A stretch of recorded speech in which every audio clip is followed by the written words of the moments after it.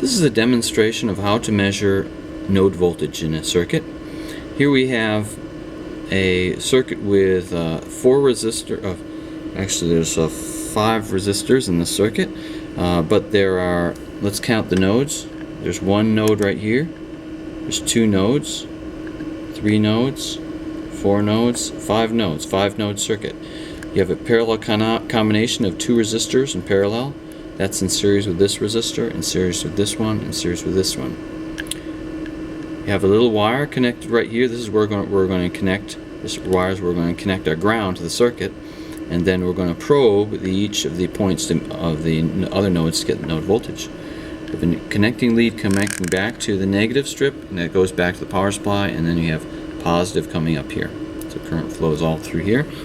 You have power supply. It's hooked up for 10 volts. To get started, you'll need an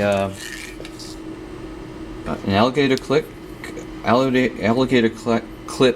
connected to a connecting lead, and you'll need a probe for the positive, and they're connected back to, there's your probe connected to the DC volts connection of the meter, and the connecting lead to the LO connector of the digital multimeter. To get started, turn on the digital multimeter, and it should start up and measuring already set up for volts.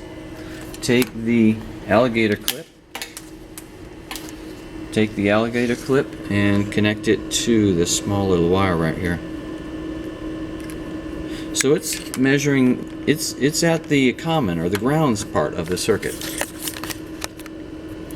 To measure the first node voltage, we'll call this voltage A. VA, voltage A of your circuit would be connected right here, and we look at the circuit, and that's 1.01 volts for node voltage at point A.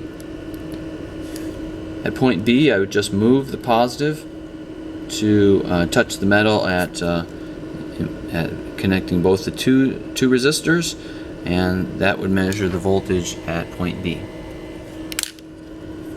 Point C, we'd measure right here, the third node, and there's a voltage 9.7 volts at third node, and the last one would be right here at the fourth one, and yeah, just about almost exactly 10 volts.